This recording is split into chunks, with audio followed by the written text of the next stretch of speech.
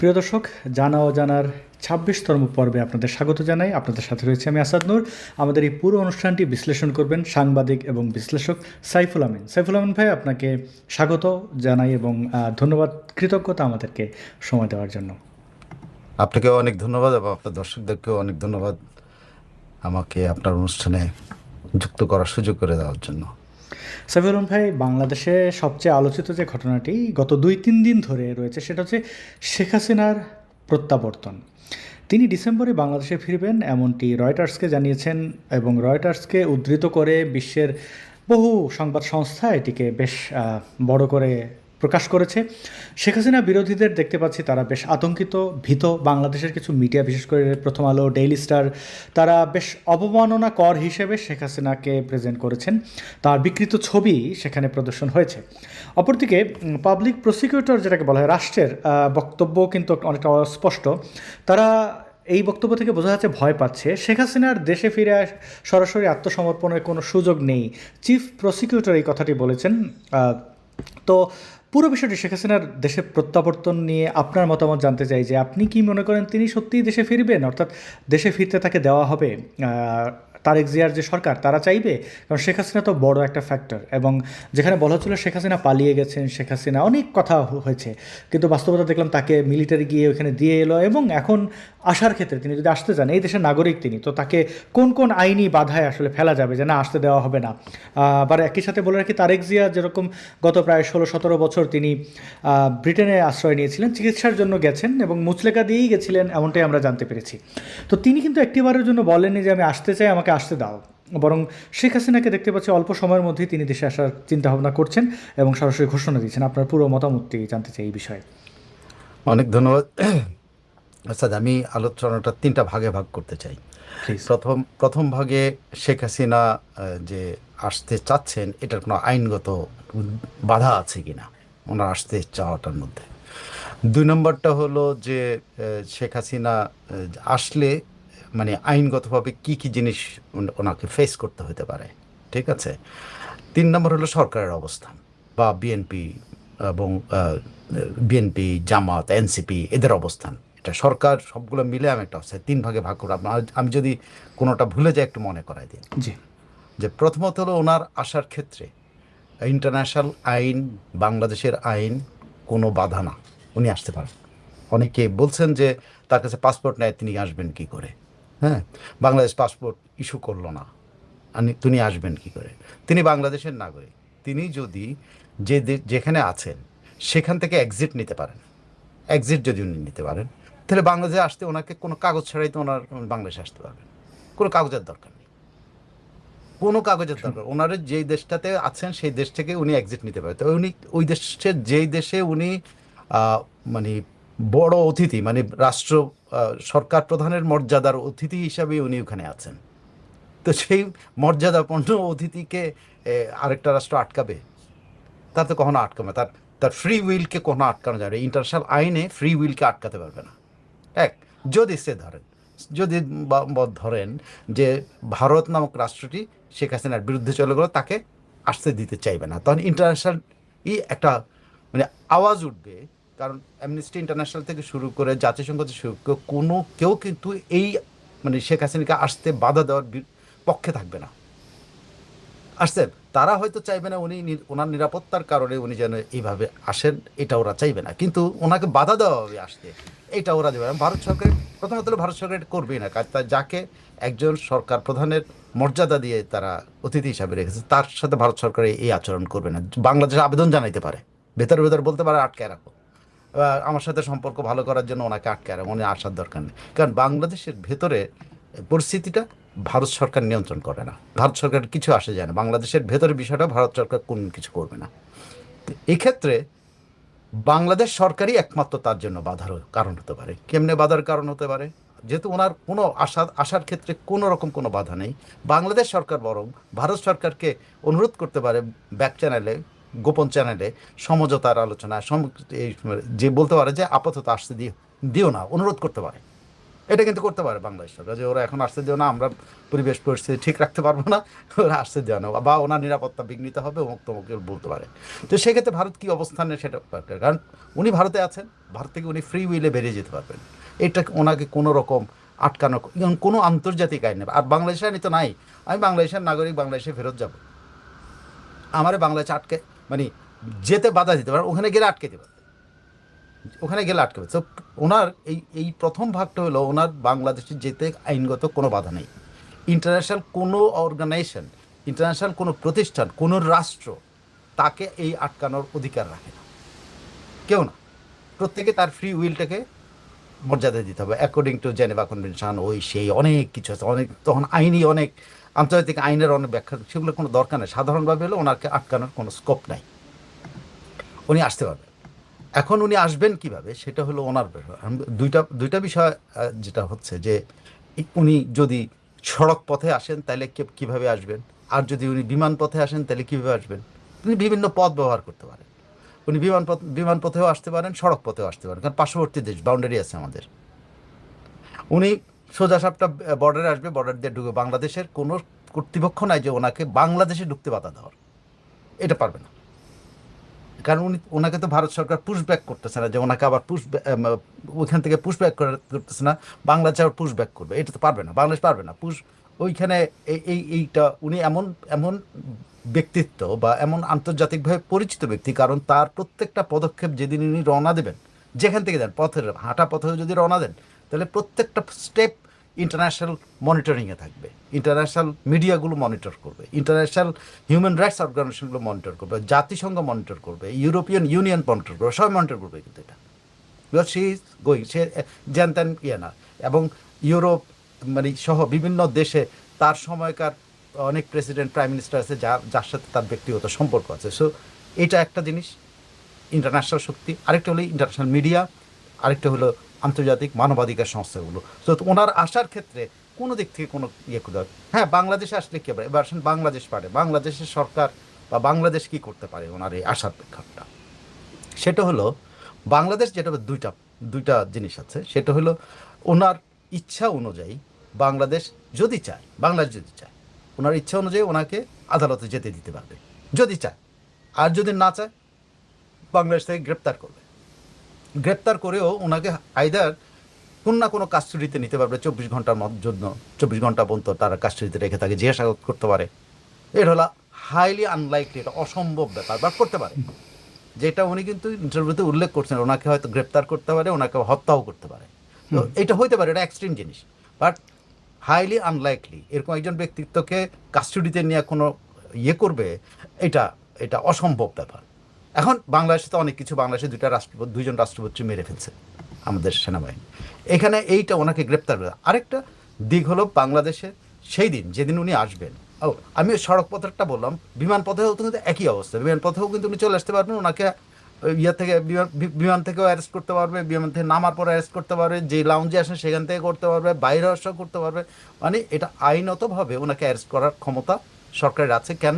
তার বিরুদ্ধে যে একটা আদেশ আছে, ফাঁসির আদেশ, ফাঁসির দণ্ডপ্রাপ্ত আসামি কোনোদিন সরাসরি ফ্রি উইলে ঘোরাফেরা করতে পারবে না। বাংলাদেশের আইন অনুযায়ী ওনাকে অ্যারেস্ট করতে হবে, অ্যারেস্ট করে ওনাকে জেলে নিয়ে যেতে হবে, ঠিক আছে, বা তার আইনি ব্যবস্থাগুলো।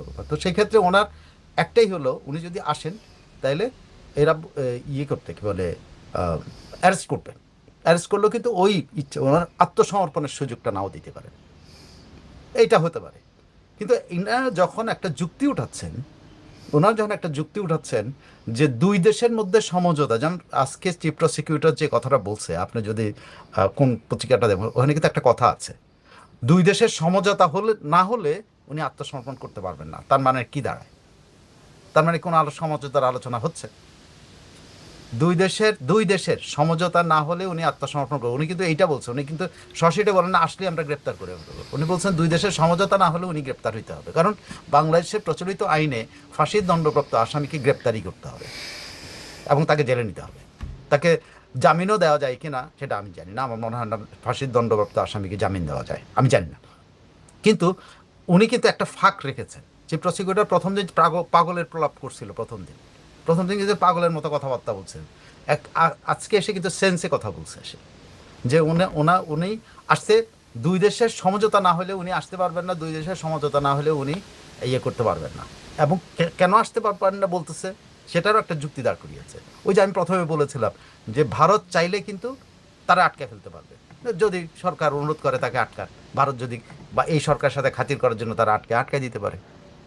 তো এরকম সম্ভাবনা আর কি, এগুলো প্রবাবিলিটি আপনি দাঁড় করাইতে পারেন। কিন্তু এর কথার মধ্যে একটা জিনিস আছে যে উনি দুই দেশের মধ্যে যদি সমঝোতা না হয় তাহলে এই তিনি গ্রেপ্তার হবেন বা আসতে পারবেন না, সমঝোতা হইতে হবে।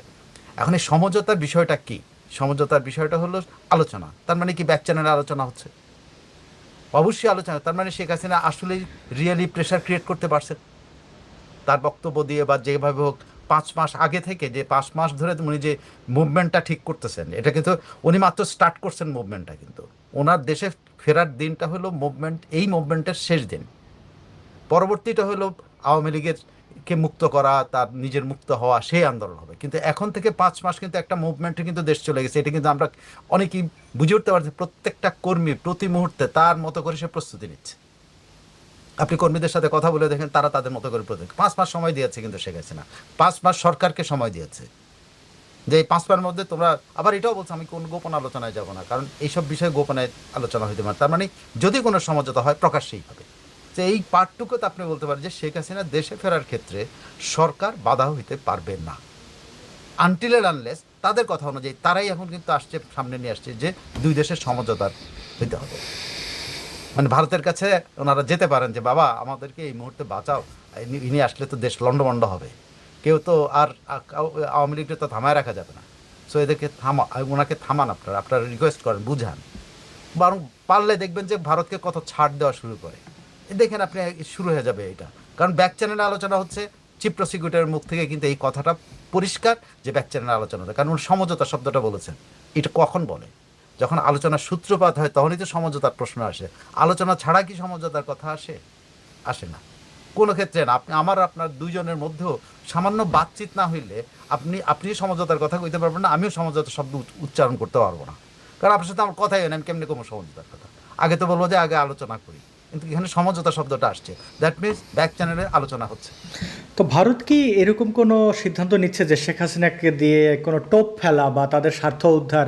আর এটা যদি হবে, শেখ হাসিনা কেন কনভিন্স, তিনি কেন নিজের মুখে বললেন? এটা ভারত বলতে পারতো যে শেখ হাসিনা যাবে অমুক তারিখ। মানে উনি তো বেশ আত্মবিশ্বাসী মনে হলো ওনাকে। না, উনি তো এটা পরিষ্কার করেছেন, ভারতের সাথে আলাপ করেন নাই। উনি বলেছেন আমি কারোর সাথে আলাপ না করে এটা আমি সিদ্ধান্ত নিই। আমি শুধু আমার নেতাদেরকে বলেছি, যারা নির্বাচনে, তাদের বলছি যে আমি যাব, তোমরা আমার সাথে চলো, আত্মসমর্পণ করবো। এই লাইনটুকু আছে কিন্তু রয়টার্সে। উনি কিন্তু পরিষ্কার ভাষায় বলছেন আমি কারোর সাথে কোনো আলোচনা না করি, এটা আমার নিজের সিদ্ধান্ত। না মানে ইন্টারনাল, মানে ভারতের সাথে আলোচনা না করে কি এটা সম্ভব? আমার মনে হয় যেটা ভারত সরকার, তার এই ফ্রিডমটুকু আছে ভারত সরকারের সাথে, যে আর নিশ্চয়ই তো যোগাযোগ আছে। আপনি তো নিশ্চয়ই জানেন যে তার সাথে কথাবার্তা। কিন্তু উনি হয়তো মানে উনি যেটা মিন করেছেন যে আমি কারোর পারমিশন নেব না। কিন্তু উনি তো ওনাকে এত সুন্দরভাবে রেখেছে যে তাদের সাথে কি কথা বলেন নাই, অবশ্যই বলেছেন। কিন্তু উনি এটা বলেন না যে আমি তার কাছে পারমিশন নিচ্ছি। আমার মনে হয় রয়টার্সের রিপোর্টটার মধ্যে এইটারই মিনিং যে আমি কারোর কাছে পারমিশন, এটা আমার নিজস্ব সিদ্ধান্ত, এটা পারেন। এবং আমি কয়েকজন নেতার সাথে আমার কথা হয়েছে, শেখ হাসিনা কারোর সাথে কথা বলেন, শুধু এটুকু বলছে আমি যাব, তোমরা আমার সাথে চলো। এবং সারা দুনিয়াতে যে যেখানে আছে তাকে বলছে ওনার সাথে রওনা দেওয়ার জন্য, হ্যাঁ, উনি আত্মসমর্পণ তৃণমূলের কর্মীদের সাথে লাইভে কথা বলেন, কিন্তু হ্যাঁ। নেতাদের সাথে কথা বলেন বলে মনে হয় নাই। বড় বড় বাঘা বাঘা নেতা, হ্যাঁ। তার সাথে কথা বলার জন্য একজনের সাথে কথা হয়েছে, তিনি শুধু এইটুকু বলছেন যে শেখ হাসিনা বলছে আমাদেরকে যেতে হবে, আমরা যাবো, এইটুকু কথা হয়েছে। আর কোনো নেতার সাথে ওনার কোনো কথা বলতে নেই। তো আরেকটা পার্ট কি যেন আমি ভুলে গেছি। আমি দেখেন, এইটা হলো আমার 3টা ভাগে ভাগ করবো বলছিলাম। মোটামুটি অনেকটাই কভার করছেন। এখন আমার প্রশ্ন একটা এখানে আছে যে বাংলাদেশের জি দেশের ভেতরের আমি হ্যাঁ, দেশের ভেতর জি, সরকার জি। এবং রাজনৈতিক দলগুলো, মানে বিএনপি, জামাত, এনসিপির, এগুলা কি? তাদের কিরকম? কারণ আমরা দেখেছি ওই যে গুড়া থেকে বুড়া সবাই আতঙ্কিত, গলা শুকিয়ে গেছে, মানে গলা শুকিয়ে তারা আবুল তাবল বলা শুরু করেছে। হ্যাঁ, আবুল তাবল শুধু তারা বলেন না, সাবেকরাও বলা শুরু করছে। ষাঁড় আছে, যে ঢাকা ইউনিভার্সিটির একটা ষাঁড় আছেন, সে ষাঁড়ও কিন্তু মানে রিয়াক্ট করছে। তারপরে সাবেক চিফ প্রসিকিউটর বলছে তার এত বড় সাহস হলো থেকে, এটার জন্য দায়ীকে মানে ওনারা, শেখ হাসিনা ফিরে আসাটা প্রতিহত করার ব্যাপারে বলছে এত সাহস দেখালো কেন? তার মানে ওনারা জানতো শেখ হাসিনা, ওনারা মনে করছেন শেখ হাসিনাকে ওনারা দমন করে রেখে দিতে পারবেন, শেখ হাসিনা সাহসী করবে না দেশে আসার, ফাঁসির দণ্ড দিয়ে, কারণ এই একদম সিরিয়াসলি এই রিয়াকশন কিন্তু তাজুল দিছে যে এই সাহস কোথা থেকে পায়। আর এদিকে জামাত বলতেছে যে সরকারের সাথে ভেতরে ভেতরে কোনো যোগাযোগ আছে। ওইটাই আর কি, তারা আবোল তাবোল যে বলতেছে, মানে ধরেন আমি চুরি করছি, এখন করে বলতেছে আমি চুরি করছি, মানে নিজে সব স্বীকার করে নেওয়া, লেজে গোবরের অবস্থা তাদের দেখা যাচ্ছে এদের মধ্যে হয়ে যাচ্ছে। এখানে রিস্ক যেটা হলো যে শেখ হাসিনার রিস্ক, আমি বলি যে শেখ হাসিনার রিস্কটা হলো এখানে ভেতরের রাজনীতির এই অবস্থা দেখেছে, হজবরল দেখে যে দেশ একটা রিস্ক তাকেও এটার লিগেসি নিতে হবে। সেটা হলো যদি সত্যি সংঘাত শুরু হয়ে যায়, যদি সত্যি সংঘাতের দিকে যায়, দ্যাট উইল বি নিয়ার ফিউচারের জন্য, সে দু চার বছরের জন্য এন্ডলেস গেম হয়ে যাবে। তো সেই এন্ডলেস গেমে বাংলাদেশ কোন দিকে যাবে এটা কিন্তু। তবে হ্যাঁ, এই প্রত্যাবর্তনের মাধ্যমে যদি উনি একটা সেটেলমেন্টে নিতে পারেন যে বাংলাদেশ এখন থেকে এই নিয়মে চলবে, এইটাই নেগোসিয়েশনটা হয় যে এই নিয়মে বাংলাদেশ চলবে, বাংলাদেশের বাইরে কোনো নিয়মে চলবে না, কোনো বিপ্লব, কোনো টিপ্লব, এগুলো বাংলাদেশের আর হবে না, কোনো দিনই এমনি হবে না। সো উনি যেন আরেকটা ক্যাওজের দিকে না, কারণ এবার ক্যাওজ হলে কিন্তু আপনি যেটাকে বলেন, ওরা যদি এটাকে বিপ্লব বলে, ওটা হবে প্রতি বিপ্লব, কারণ এই ক্যাওজ থামবে না আনটিল এন্ড আনলেস একটা সেটেলমেন্ট হয়। আইদার এসপার নাইলে ওসপার, যে কোনো পক্ষ জিততে হবে। আর এখানে সরকার বা বিএনপি একটা জায়গাতে আটকায় গেছে, সেটা হলো সে ঘরে বাইরে সে শত্রুর মুখোমুখি হতে হবে। ঘরে বাইরে বলতে তার ঘরে আছে জামাত, ঘরে আছে এনসিপি, মানে পার্লামেন্টের ভিতরে, আর বাইরে হলো আওয়ামী লীগ। এনসিপি জামাত তাকে প্রেশার করবে, মানে শেখ হাসিনার উপরে ফাঁসির দণ্ড দাও, এনসিপি জামাত তাকে প্রেশার করবে এইটা করো ওইটা করো, এটা না করলে তোমার প্রতি সমর্থন প্রত্যাহার করে, তোমার রাষ্ট্রের সমর্থন করে, তোমার মারলে আমরা ধরবো না। আর আওয়ামী লীগ তো তখন মারতে থাকবে। আওয়ামী লীগ তো প্রথমে এনসিপি জামাতকে মারছো, তারা কিন্তু উগ্র হবে, উগ্র হয়ে কিন্তু সরকারের উপরে চাপ প্রয়োগ করবে যে দমন পীড়নে যাও, তাই তো?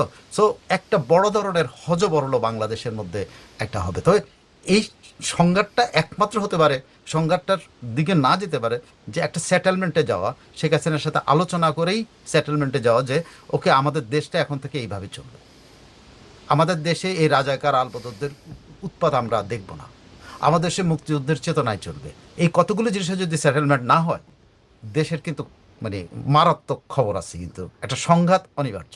কারণ তৃণমূলের সাথে আপনি যদি কথা বলেন, তৃণমূল মানে অগ্নিগর্ভ যেটাকে বলে, আগুনের মতো হয়ে আছে। তারা তাদের নেতাদের কথা শুনতে চায় না। এবং আমি এমন কয়েকজনের সাথে কথা হয়েছে আমার, তারা বলে যে আমার প্রতিশোধ নেওয়ার ক্ষেত্রে কি শেখ হাসিনা আমাকে আটকে রাখতে পারবেন? মানে শেখ হাসিনাকে মায়ের মতো মনে করে আবার, কিন্তু আবার বলে উনি আমার আটকে রাখতে পারেন, আমার মারে মারছে, আমি ওনার কথা অনুযায়ী আমি শুনবো না। তো এই সংঘাতটা থেকে যদি সরতে হয়, এই সংঘাত যদি এড়াইতে হয়, তাহলে টার্মসে আসতে হবে, কথাবার্তার বিকল্প এখন আর আমি মনে করি না। শেখ হাসিনা 5 মাস সময় দিচ্ছেন, এই কথাবার্তার বিকল্প নাই। কথাবার্তা যে হচ্ছে সেটা কিন্তু চিফ প্রসিকিউটর স্বীকার করছেন, কিন্তু ওনারা হয়তো মানে বাই চান্স বলে ফেলছে কথাটা, নাহলে এই কথাটা উনি বলতেন না।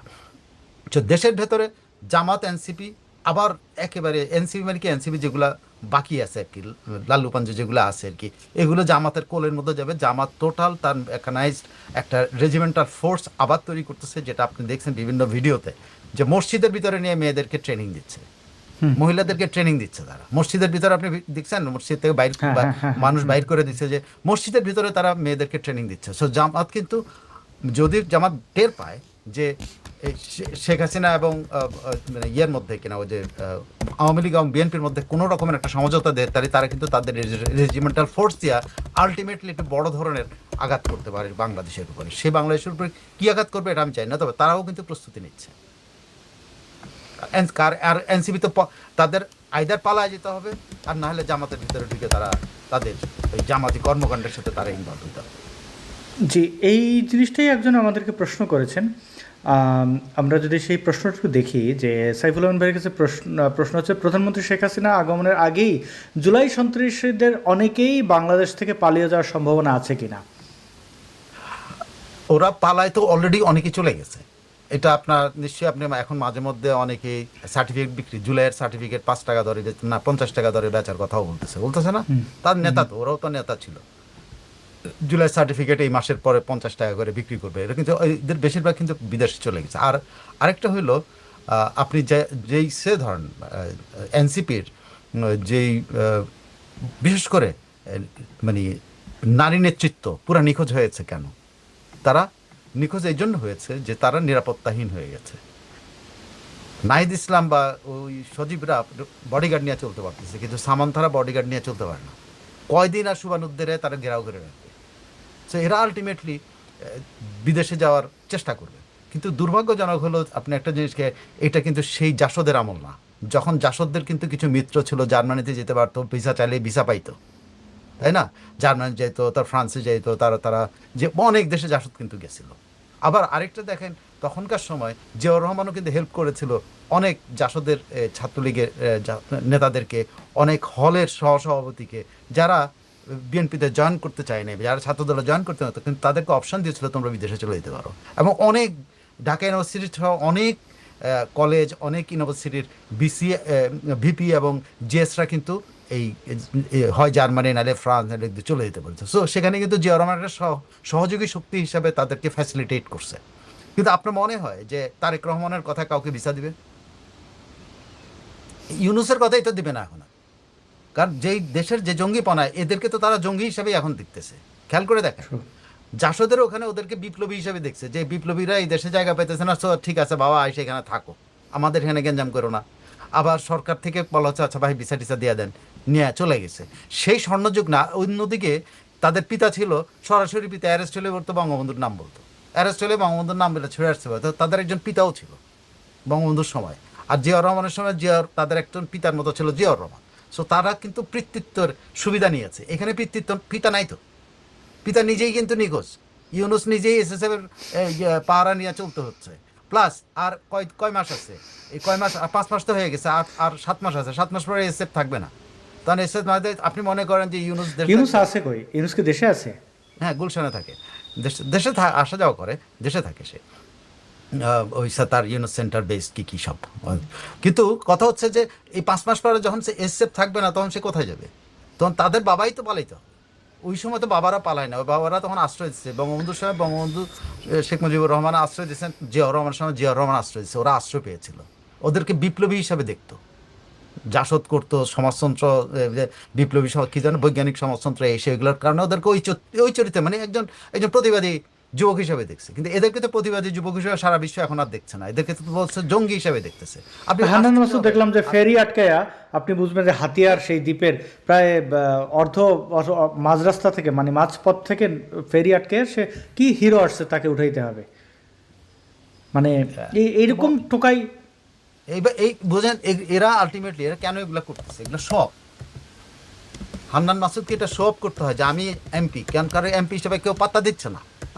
সে পাত্তা পাইতে চায়, অ্যান্ড পাত্তা পাওয়ার জন্য সে কী করে, ওই বিআইডব্লিউটি এর ফেরির সারেংরে ফোন দেয়, যা তুমি এখনই ফেরত নিয়ে আসো, অমুকরে ইয়ে করে। মানে ওরা এখন মানে তাদের কর্তৃত্ব দেখানোর যে প্র্যাকটিসটা, এটাই হলো পরাজয়ের ইয়ে। আপনি যখনই কর্তৃত্ব দেখানোর প্র্যাকটিসে আসবেন, তার কারণে আপনি কিন্তু চ্যালেঞ্জ দিচ্ছেন, মানে আপনার কর্তৃত্ব কেউ শোনে না।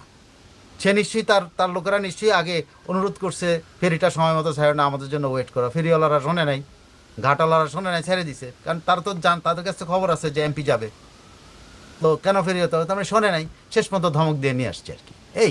তো এই ধমকটা কখন দিচ্ছে? তখন তারা ভয় পেয়েছে। তো এনসিপি এবং এদের আপনার যিনি প্রশ্ন করেছেন, আমার মনে হয় পলায়ন ছাড়া আর কোনো পথ নেই তাদের। জি, সাইফুল ভাই, একটা প্রশ্ন খুব যদি একটু আমাদের একটু বলতেন যে তারেক জিয়া তিনি এতকাল লন্ডনে থাকলেন, তখন শেখ হাসিনার সরকার ক্ষমতায়, তিনি কি কখনো আসার জন্য কোনো প্রকাশ্যে ঘোষণা দিয়েছেন? আমি অন্ততপক্ষে শুনিনি যে আমি আসতে চাই, আমাকে আসতে দেওয়া হোক, এরকম কোনো ঘোষণা, আলোচনা। না, উনি ইচ্ছাও তো প্রকাশ করতে আমি শুনিনি। আমি শুনি, হ্যাঁ। আমরা মির্জা ফখরুল ইসলাম আলমগীরকে ওনার প্রতিনিধি হিসাবে বলতে শুনেছি যে ঈদের পরে আন্দোলন, প্রথম দু একবার বিশেষ করেছি, পরে আমরা কোনো ঈদ এটা কনফার্ম ছিলাম না। উনি আসছে, আমরা তো এরকম নাটক, ওনাদের তো ঈদের পরে আন্দোলন না, ওনাদের তো সে হরতাল কর্ম, ওই যে হরতাল কর্ম, ধর্মগট কর্মসূচি তো কোনোদিন প্রত্যাহারই করা হয়নি। যে ঢাকা ওগুলো তো এখনো চলতেছে, ওইটা তো প্রত্যাহার করে নাই দলীয় ভাবে। তো ওনারা এরকম ঈদের পরে আন্দোলনের এরকম, এটা বিএনপির ইতিহাস আছে। যেমন ধরেন তারেক রহমানের কথাও নিয়ত, মির্জা ফখরুল কতবার তার অবস্থান চেঞ্জ করছে। উনি আসছেন, উনি আসবেন, উনি অমুকের পরে আসবেন, তমুকের পরে এই করবেন, তমুকের এই করবেন। আরও কতজন কত রকম আছে, নেতা আসছেন, নেতা সময় হলেই চলে আসবেন, নেতা অমুক হলেই চলে আসবেন, এগুলি বলছে। কিন্তু কোনোদিন ওনার মুখ থেকে কোনোদিন কেউ আপনার শোনেন নাই যে আমি আসছি বা আমি আসতে চাই। এটা আমি কখনো শুনি। অনেক ধন্যবাদ সাইফুল ভাই। আমরা একটু জামাত শিবির, রাজাকার এদের প্রসঙ্গে একটু যাই। আপনারা একটা ভিডিও এখন দেখাবো। এই ভিডিওটিতে যে শব্দ ব্যবহৃত হয়েছে, যে গান, যে নাশিদ এরা বলে, এটা এই গানের কিনা সেটা কনফার্ম নয়। তবে এই নাশিদগুলো জামাত শিবির রাজাকারদের যে পাকিস্তানি পিতারা, মানে তারা তাদের পিতা মনে করে, তো তারা কিন্তু এগুলোই রচনা করেছে। অর্থাৎ আলবদর, আল শামস, রাজাকার, এগুলো তো তাদের বন্ধু প্রতিম সংগঠন, এবং তাদের বন্দনা এবং মুক্তিযোদ্ধাদেরকে, মুক্তিবাহিনীকে গালাগালি করে, এবং রাজাকারদের মানে শিরোমণি, মানে এখন ছাত্র সংগঠন শিবিরের দেখতে পাচ্ছেন যে সম্প্রতি ছাত্র শিবিরের কেন্দ্রীয় সভাপতি নুরুল ইসলাম সাদ্দাম, সে গিয়ে তাদের পাকিস্তান সফর করে, সেই পাকিস্তানি জামাত ইসলামের ছাত্র শাখা, তারা যেমন বাংলাদেশে ছিল ছাত্র সংস্থা, তো সেটা ছিল জামাত শিবির, হ্যাঁ, ছাত্র ইসলামী ছাত্র শাখা, জামাতের পাকিস্তানের শাখা, মানে পশ্চিম পাকিস্তানেরটা, মাশরিক আর মাগরিব হচ্ছে এখন এইটা। তো দেখেন কি, मुक्ति वाहन के गुंडों से कौन लड़ा था ढाका में, मुक्ति वाहन के गुंडों से कौन लड़ा था ढाका में, मुल्की वहदत को नजराने अलबदरे बंगाल दिए जमहूरियत ने इस তো এই নাশিদে বলা হচ্ছে যে মানে এই সঙ্গীত ইসলামিক সঙ্গীত, যে মুক্তিবাহিনীর সন্ত্রাসীদের বিরুদ্ধে ঢাকায় কে লড়েছিল, দেশের ঐক্যের, মানে পূর্ব পাকিস্তান পশ্চিম পাকিস্তানের ঐক্যের জন্য আলবদর নিজেদের উৎসর্গ করেছিল, জামায়াত মাতৃভূমিকে হীরা, মুক্তা ও রত্ন উপহার দিয়েছে। এই হচ্ছে রাজাকার এবং তাদের বর্তমানে অতীতের পিতা। से कौन लड़ा था ढाका में, मुक्ति वाहन के তো এইটা শানে নজরুল কি, আপনি কি মনে করেন? এই জিনিস আমাদের দেখতে হচ্ছে কেন সাইফুল ভাই? না, এটা দেখতে হওয়ার কারণ হলো এইটা তো আবার ইতিহাসে আপনার দিকে এই কথা আমি বহু সময় বহু জায়গায় বলেছি, সেটা ইতিহাসের অনেকগুলো ভুল আছে, যে ভুলগুলোর কারণে আজকে আপনি পরাজিত শক্তি তাকে শাস্তি দেন নাই। পরাজিত শক্তিকে শাস্তি দিতে হয়, হ্যাঁ, তাও আবার সশস্ত্রভাবে পরাজিত শক্তি, ওর কিন্তু মানে কোনো না কোনোভাবে তার বিচার হওয়া উচিত ছিল। এদের কারো বিচার হয়নি, শুধুমাত্র কয়েকজন পান্ডা, মানে যে নেতার হয়তো বিচার হয়েছে, কিন্তু ঢালাওভাবে আপনি খেয়াল করে দেখেন যে তারা সমাজে মিশে যেতে পেরেছিল। বঙ্গবন্ধুর উদার ইয়ের কারণে তাদেরকে উনি যারা অগ্নিসংযোগ করে নাই, যারা ধর্ষণ করে নাই, যারা এগুলো করে নাই, তাদের বাইরে সবাইকে কিন্তু উনি মিশে যেতে বলেছিলেন। ওই মিশে যাওয়াটাই ছিল, আমি এখন পর্যন্ত মনে করি ওইটাই হলো চরম ভুল। কারণ ওরা কিন্তু ভুলে নাই, আপনি কিন্তু নিজে বুকে টেনে নিতে চাইছেন। ওরা কিন্তু আপনার বুকে আসছে আপনার বুকের কলিজাটা খাওয়ার জন্য, ওরা আপনার বুকে আসে নাই তার কলিজাটা আপনাকে দেওয়ার জন্য, তারা আপনার কলিজা খাওয়ার জন্য আপনার বুকে আসছে।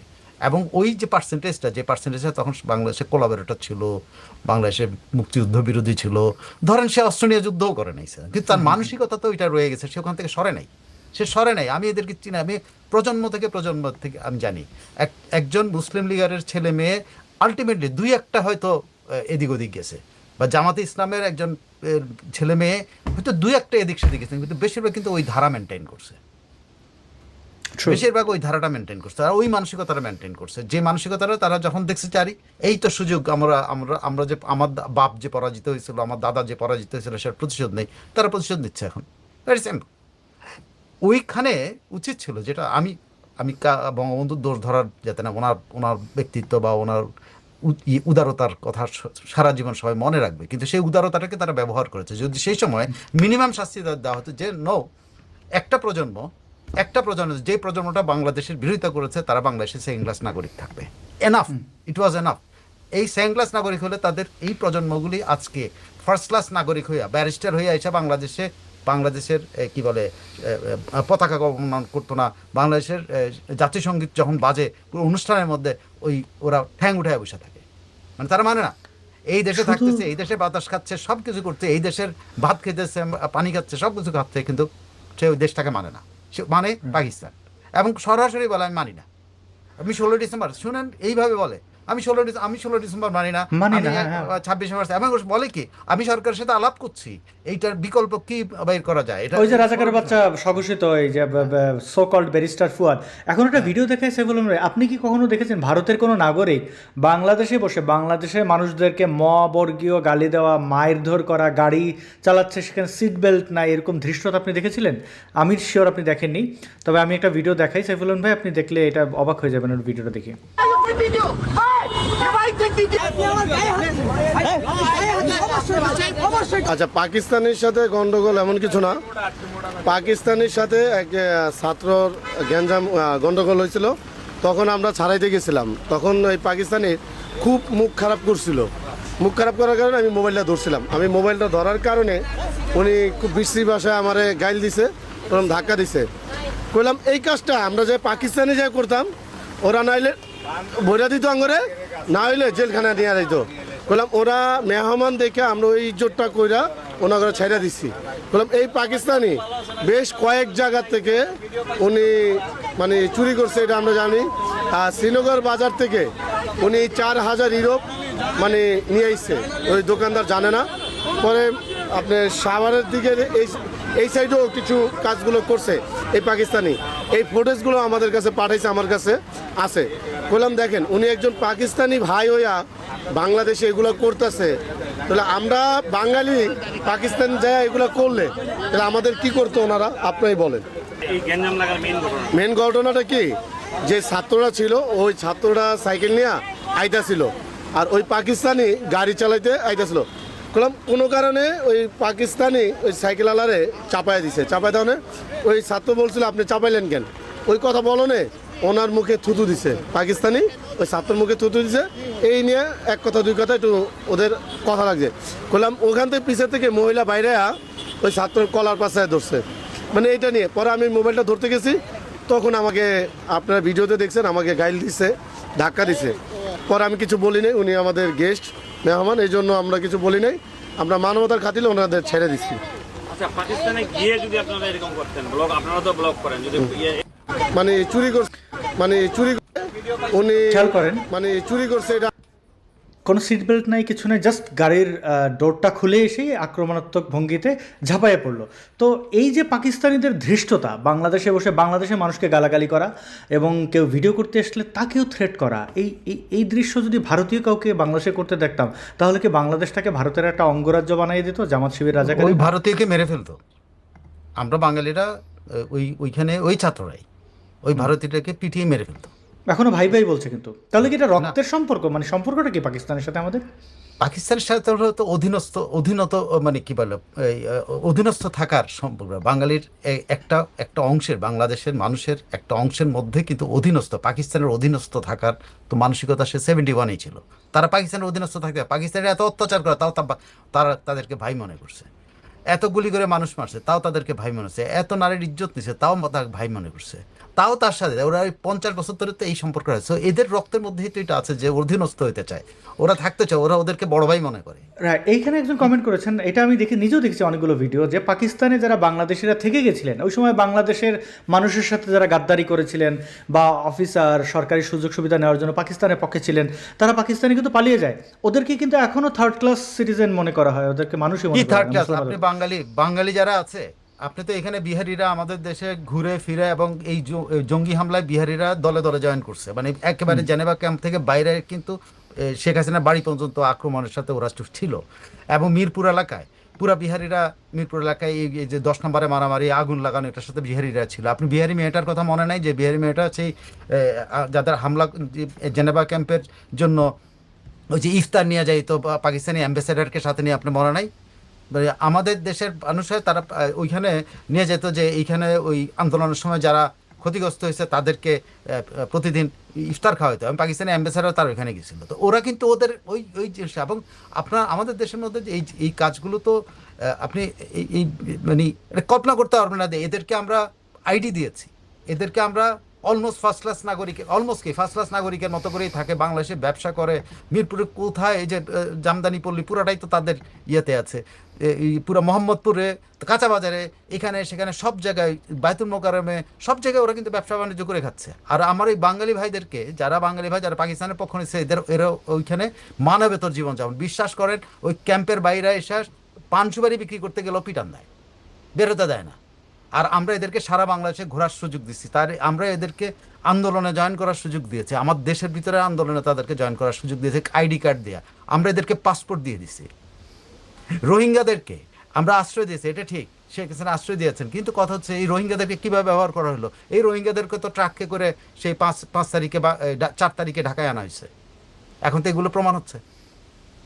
ওরা সমস্তটা হলো আমাদের দেশ বিরোধী, যাদেরকে আপনি মানে আপনি একটা জায়গায় আপনি ইয়ে থাকেন যে বিহারিদের ঘটনা একটা, রোহিঙ্গাদের হলো তাদেরকে ব্যবহার করছে বা তাদের ইসলামী জোশকে ব্যবহার করছে। তারাও তো ইসলামী জোশের কারণে তো ওই আরাকান রাজ্যে থাকতে পারেনি। এই তো ইসলামী জোশের কারণে মারামারি করে বুদ্ধিস্টদের সাথে, যে সংখ্যাগরিষ্ঠ যারা তাদের সাথে মারামারি করে তারা থাকতে পারেনি। তারা এখানে এসে ইসলামী জোশের কারণে আন্দোলন। আর বিহারিরা কেন? তারা তাদের পরাজয়ের প্রতিশোধ নেওয়ার জন্য জয়েন করছিল। এবং তাদেরকে আমরা এরকম দেব। আপনার করাচিতে যে ক্যাম্পগুলো আছে মানবেতর, মহিলারা কাজের বুয়ার মানে বাড়ির কাজের বুয়ার কাজ পায় না, ছেলেরা মুটের কাজ পায় না। কিসের 3rd ক্লাস নাগরিক আর 4th ক্লাস হলে তো পিওনের চাকরিটা তো পাইতো, তাও তো নাই। প্রজন্ম এখন কান্নাকাটি করে বাংলাদেশে আসার জন্য, কেমনে আসবে? আসতে তো পারবে না, কারণ তারা অপশান দিয়ে ওই দেশে গেছে। আর ওরা কিন্তু ওদেরকে আর পাকিস্তানি নাগরিক রাখেই নেই, তারা অপশান দিয়ে পাকিস্তানে থেকে গেছে অথবা কিন্তু তারা কিন্তু তাদেরকে পাকিস্তানি করে নাই। আর আমরা কি করছি? আমরা তাদেরকে শুধু বাঙালি বানাই নাই, বাঙালির ভাই বানাই, বুকের ভিতরে নিছি। আসছে তারা আমার বুকের ভিতরে কলিজা খায়া বানাইছে। এদেরকে যতদিন না পর্যন্ত আপনি 2nd ক্লাস নাগরিক বা 3rd ক্লাস নাগরিক পরিণত না করবেন, হবে না।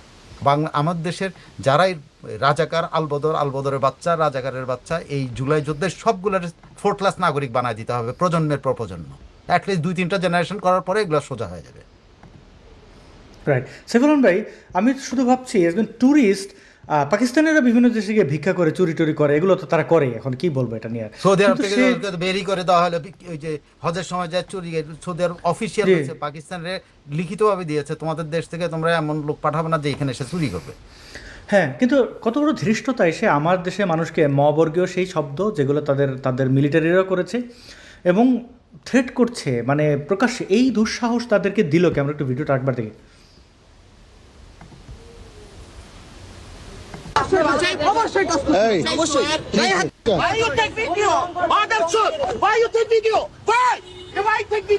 ভুলভাল ইংরেজি ওয়াই ইউ টেক ভিডিও, মানে ভিডিও ধারণ কেন করছে? আমি শহীদুল্লাহ হল থেকে বেরি, আমি এই দিকে আসছি, ওনার গায়ে টাচ আমার গায়ে থুতু দিছে, আমার গায়ে থুতু দিছে, আমার গায়ে। ওর গায়ে এবং গালে খেয়াল করবেন ট্যাটু আছে। আচ্ছা, আমি তো মুসলিম। বলছে আই মুসলিম, হাউ ভিডিও, কি জন্য বলছেন বুঝাইতেছে আমি মুসলমান, তুমি ভিডিও কেন করতেছো? আর একটু দেখি কি হয়েছে, কি করছে ভাই? উনি কি করছে? উনি রং চালাইছে, সাইকেল লাগে বাজায় দিছে, বাজায় দেওয়ার পরে উনি আবার সাইকেল গাড়িটা ঠেলা লয়ে যেতেছে। আবার গায়ে ছাপ পড়ছে, কত বড় সাহস! এটা আটকা নেই ভাই, আরে এটা আটকান, গাড়িটা তো আটকান। আচ্ছা, Why you take video? Mother chut! Why you take video? Why? Why take video? Take video. গায়ে দিলেন গেল, গায়ে দিলেন Why গেল, take video? গায়ে দিলেন গেল, গায়ে দিল কেন, গায়ে হাত দিলেন কেন, কেন? মানে ও বলতেছে যে কেন ভিডিও করতেছে, পাবলিক পরিসরে যে কেউ যে কারো ভিডিও করতে পারে। তারপরে এক্সকিউজ দিচ্ছে যে মুসলিম, কারণ ও যদি মুসলিম হয় ওর হাতে টেটুর এলাও কোথা থেকে আসলো, ওর জামা কাপড়ে কোথায়? মানে ওই যে এরা আমাদের বাংলাদেশের মানুষকে মুসলমানও মনে করে না, গেল এটা। এ দেখেন তার হাতে পায়ে ট্যাটু। এর পরের বিষয় হচ্ছে যে সে এই যে ট্যাটু দেখতে পাচ্ছেন, সে থুতু দিয়েছে এই বাংলাদেশের নাগরিকের সাইকেল গাড়ি দিয়ে পিষে তারপরে থুতু দিয়েছে। ওই যে ওদের পূর্বপুরুষ এটাই করেছে, বাঙালিকে মানুষ মনে করেনি, কালো বেটে, হ্যাঁ, তাদের থুতু দিত। তো একই চিরাচরিত সেই অভ্যাস কিন্তু এই বাংলাদেশে তাদের অ্যালাউ করলো কে? এবং তাদের কি কোনো ভয় ডর নেই অন্য একটা দেশে? ভাই ওরা তো আপনার মানে যদি আপনার ওরা সর্বত্র এখন বিরাজ করতেছে। ওরা তো ওদের সবাই এখন প্রধানমন্ত্রীর কার্যালয় আছে, ওরা প্রেসিডেন্টের কার্যালয় আছে, সব জায়গায় ওরা কিন্তু আছে। আমাদের আর্মি তো ওদের দখলেই আছে এখন। তো আপনি ওদের সাহস হবে না তো কার সাহস হবে এখন? যে আর্মি তো ওদের দখলে এখন, ও আর্মি ওদের কথাই চলে। ইন্টারেস্টিং সাইফুল ভাই, দেশটা দিল্লি না ঢাকা বলতে বলতে করাচি নাকি ওয়াশিংটন হয়ে গেল। আমরা একটা শেষ অংশ দেখি সাইফুল ভাই, এটা খুব অ্যালার্মিং। আমি জানি না বিষয়টা আপনি কীভাবে নেবেন, আমরা একটু ভিডিওর বক্তব্য শুনি। হিন্দুদেরকে 1 ইঞ্চি জমি বিক্রি করবেন না, বাড়ি ভাড়া দিবেন না, হিন্দুদের হোটেলে খাবেন না, হিন্দু শিক্ষককে দিয়ে আপনার ছেলেকে পড়াবেন না, হিন্দু ডাক্তারের কাছে চিকিৎসা নেবেন না। এই বিষয়গুলো সামাজিকভাবে বয়কট করবেন আপনারা মুসলমান জনগণ। হিন্দুদেরকে ভূমির মালিকানা দেয়া, আমরা বারবার বলছি আমাদের এই দেশের 1 ইঞ্চি জমি কাউকে দেওয়া যাবে না।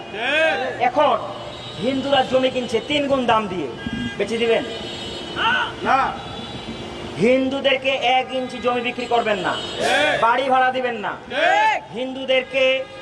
হিন্দুদের হোটেলে খাবেন না, তাদের খাবারের মধ্যে গোবর গোচনা আছে।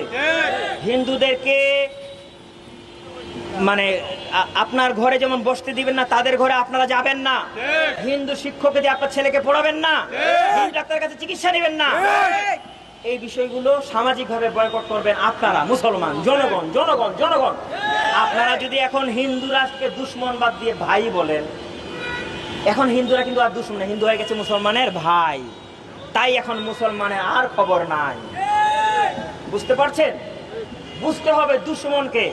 আল্লাহ পাক কোরআন শরীফে বলে দিয়েছেন মুসলমানদের শত্রু সবচেয়ে বড় শত্রু ইহুদিরা আর মুশরিকরা, মানে হিন্দুরা, যারা শিরক করে এরা।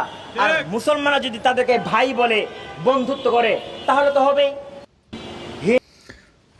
সাইফুল আলম ভাই, আমরা শুনলাম হিন্দুদের ব্যাপারে কি পরিমাণে ঘৃণা ছড়ালো, এবং এরা কিন্তু প্রকাশ্যে এগুলো করে বেড়াচ্ছে, খুবই আলোচিত। অনেকবারই এরকম উস্কানি দিয়েছে, কোনো ব্যবস্থা নেওয়া হয় না। এটা কি ধর্মীয় অনুভূতির কোনো বিষয় এখানে নেই, যে আইন টাইন? আমার মনে হয় না যে কোনো সুস্থ মানুষ এর কথা শুনবে। এর কোনো সুস্থ মানে, হ্যাঁ, ও অন্ধগুলির সাথে যেগুলো এখন সাইফুল আলম বা ইসলামিক সন্ত্রাসী বা যে কোনো ধর্মের সন্ত্রাসী, এরা তো অসুস্থ, এরা তো সুস্থ কেউ বলে না। কিন্তু মাথায় যে কালেমার পতাকা, মুখে মানে লেবাস একদম পুরো আলখেল্লা দেওয়া, সৌদি আরব থেকে এইমাত্র ইমাম মনে হচ্ছে, এই যে কথাবার্তাগুলো, এগুলোর কি কোনো আইন নাই? হিন্দুদের বাড়ি ভাড়া দেওয়া যায়। আমাকে এই ভিডিওটি যিনি পাঠিয়ে দিচ্ছেন, আমার খুব কাছে তিনি বললেন যে দেখেন, আমি হিন্দু হিসাবে এই ভিডিওটা পাঠাচ্ছি না, আমি নিজে হিন্দু হওয়ার কারণে অনেক জায়গায় বাসা ভাড়া পাই নাই, আমি অনেক কিছু পাই নাই। তো এই যে পাই নাই, এই যে আমি ক্ষতিগ্রস্ত, আমি শুধুমাত্র একটা ধর্মের হওয়ার কারণে ঘৃণার শিকার হচ্ছে, এই দেশ তো আমারও, এবং এই দেশ তো সত্যি হিন্দুদেরই ছিল। কনভার্টেড মুসলমান এখন বলছে যে জমিও বিক্রি করা যাবে না, 3 গুণ দামে হলো। এটার ইম্প্যাক্ট কী পড়তে পারে? না, এগুলা মানে আমি যেটা মনে করি যে এটা খুব স্বাভাবিক, যিনি হিন্দু ধর্মাবলম্বী তার মনে আঘাত লেগেছে, কিন্তু আমার মনে হয় না এদের কথা খুব বেশি গুরুত্বপূর্ণ। এরা ওই হিংসা ইনসাইট করতে পারে, ইনসাইট করে ওদের বাহিনী যেখানে যা করতে পারে ওইটুকু করবে, কিন্তু সাধারণ মানুষ, আমার মনে হয় না সাধারণ মানুষ এরকম। কারণ আমরা এইভাবে তো কোনো পরিবার এইভাবে বড় হয় না। অনেক, হ্যাঁ, মানে জঙ্গিপনার দিকে গেছে এবং গেছে, কিন্তু আরেকজন অন্য ধর্মের মানুষকে আমি ঘৃণা করবো বা একদম ঘৃণার পর্যায়ে দেখা, এইটা তো আমার মনে হয় না কোনো পরিবার এটা শেখায়। সো এরা যেটা প্রচার করার চেষ্টা করতেছে, এতে তারা তাদের অনুসারীদেরকে মানে উগ্র বানাচ্ছে, এই আর কি। মানে সাধারণ মানুষের মধ্যে এইসব রাম ছাগলের কোনো ইয়ে নেই। এগুলো দেখতেই তো দেখেন না, এটারে মানে ছাগলের মতো দেখতে। আমার কাছে মনে হচ্ছে মানে কিভাবে কথা কয় না কয়, এটা পাকিস্তান থেকেও আসতে পারে, হয়তো এমন হতে পারে। কিন্তু সাইফুল আলম ভাই, এই যে এরাই তো জঙ্গিবাদ ছড়ায়, এরাই তো মানুষের উপর বোমা মারে। আপনি খেয়াল করেছেন কিনা, ফাতা কমব্যাট কি যেন নাম, এরা কিন্তু অলরেডি মানে বোমা টোমার প্রশিক্ষণ নিয়েছে। তো এরা কি মানে শুনেন আসাদ, আমি এর উপেক্ষা করি না। এরা হলো জামাতের শাখা, জামাত হলো এদের মূল। এগুলো কিচ্ছু না, কিন্তু জামাত যেভাবে সাংস্কৃতিকভাবে যেভাবে হিংসা ছড়াচ্ছে, হিন্দু বিরোধী হিংসা, সেটা কিন্তু মোর তীব্র। এইসব কথাবার্তা কিন্তু অত, এগুলোর কোনো তীব্রতা নেই। তীব্রতা যেটা জামাত, এরা তো জামাতে কোনো না কোনো শাখা হিসেবে কাজ করে, ঠিক আছে? এরা মানে একদম হিংসাটাকে তারা তাদের চোখে মুখে নিয়েছে। আর জামাত করে পলিসি দিয়ে, কাজ দিয়া, তারা ট্রেনিং দিচ্ছে, তারা সব কিছু। তো এই লোকটার ইম্প্যাক্ট বেশি না ওই যে মসজিদের মধ্যে মহিলাদেরকে যে ট্রেনিং দিচ্ছে সেটাই আপনার যে এই যে মিনি কক্সবাজার থেকে যাদেরকে ধরে যে সরকার আবার ছেড়ে দেওয়ার জন্য আদালত পর্যন্ত ছেড়ে দেয়, তাহলে কোনটা?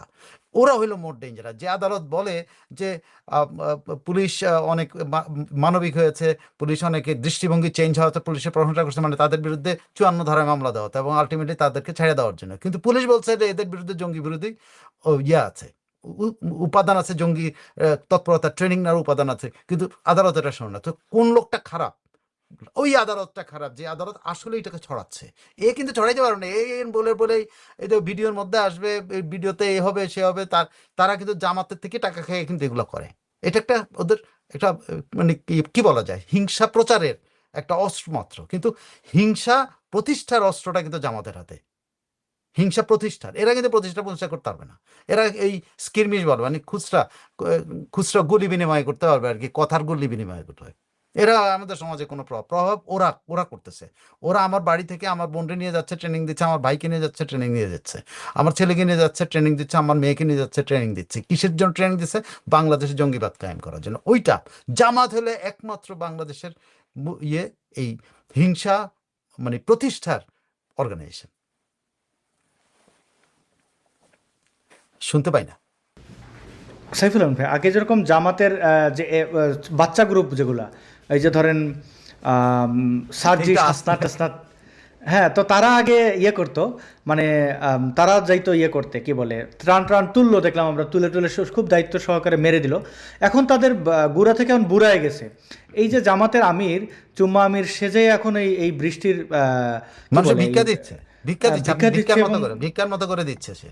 এবং দিচ্ছে, এবং কি অশ্লীল সব, আমি এটা দেখাই, সে অন্য জায়গায় বাচ্চাদের গায়ে পায়ে হাত দেয়, এখানে দেখেন তার অশ্লীল কাপড় চোপড়, মানে এই যে পানিতে নেমে গেল, এবং যারা বোঝেন তারা বোঝেন, এই যে একটা অশ্লীল লোক, সে কোথাও বসলেও তার বিশেষ অঙ্গ দেখা যায়, কোথাও বাচ্চা পাইলে তার চাপটাই ধরে, এটা দেখানো আসলে সামাজিক মাধ্যমে কি বলি, এগুলো কি কোনো মানে কেন এরা এগুলো বলে বন্যা নিয়ে ব্যবসা করে, কাপড় চোপড় খুলে নেমে যায়? ওরা তো এরকমই, ওরা তো দেখেন এদের সবকিছুর মধ্যে তো একটা উদ্দেশ্য আছে। এই যে ভিক্ষা দিচ্ছে মনে করতেছে ওনার প্রচার করার, যে আমরা হলাম মহান, সরকার দেয় না আমরা দেই, এগুলো আর কি। আমি আসলে এদের এইসব কর্মকাণ্ডের চাইতে আমি মনে করি ওদের ওইসব কর্মকাণ্ডগুলি। আচ্ছা, ওদের আদর্শের সাথে সাংঘর্ষিক না ভাই? ওরা বারবার বোরকা নিয়ে কথা বলে, এটার সাথে আরেকটা রাজাকার, দেখেন তার অন্ডকোষ কিন্তু এখানে দেখা যাচ্ছে, মানে এটা কি অশ্লীল না পুরুষের জন্য? মানে একটা মানে না, এটা কি পর্দার বরখেলাপ না? তার বলছে কি পানিতে নামতে? এরশাদ হইতে চেষ্টা করছে। এরশাদ তো অনেক স্মার্ট ছিল, মানে এরশাদের বুড়ো অবস্থায় এই পায়ের উপর পা তুলে বসা, রান দেখলে বোঝা যায় যে না সুঠাম। এর তো একটা পেডোফাইল, কি একটা অবস্থা। মানে এই স্ববিরোধিতার কথা আর কি বলছিলাম, যে এটা কিরকম ভাই? মানে এটা নিয়ে যদি কিছু বলতেন যে এরা এগুলো কেন করে, এবং বাংলাদেশের আমি কি এটা সাইকোলজিক্যাল প্রবলেম, মানসিক রোগী এছাড়া আর কি কম কান, নাহলে কেউ এরকম করে যে কাপড় চোপড় খুলে নেমেছে কেন? এবং তাদের যে গুড়া বাহিনী, এই যে এতগুলো টাকা পয়সা নিয়ে গেল, মানুষের টাকা পয়সা মারে দিল, এটা নিয়ে মানুষের কোনো চেতবেদ নাই। আর কি আর বলবো ভাই, আমার আসলে রুচিতে বাধে এটা নিয়ে বলতে। হ্যাঁ, এগুলা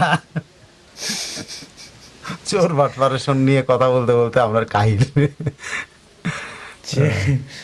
তো সাইফুল ভাই, অনেক ধন্যবাদ। আমরা একদম শেষের দিকে, আপনার যদি আমাদের উদ্দেশ্যে শেষ কোনো বক্তব্য থাকে, আপনি বলছিলেন ইউনূস যাতায়াত করে, তো তারে কি আসলে কিভাবে প্রতিহত করা যায়, এবং যদি বলতেন যে এই যে শেখ হাসিনা আসার খবর শুনে জুলাই জঙ্গিদের মধ্যে যে একটা আতঙ্ক, তাদেরকে ভবিষ্যতে কোথাও পালিয়ে গেলে আপনি কি প্রিকশন নিয়ে রাখার জন্য এই বাংলাদেশ প্রেমী যারা মানুষ আছেন তাদেরকে আপনি বলবেন? বাংলাদেশ প্রেমী মানুষ, বাঙালি, বাংলাদেশে যে যে পরিচয় থাকবেন, সেটা আমার সবসময় একটা অনুরোধ থাকে। আমি সবসময় বলি, আপনি তো আরো ইয়ে করে বললেন যে এদেরকে যেখানে পাওয়া যাবে হ্যাকলিং করতে হবে। আমি বলি না গায়ে হাত তুলবেন, আমি বলি হ্যাকলিং করবেন।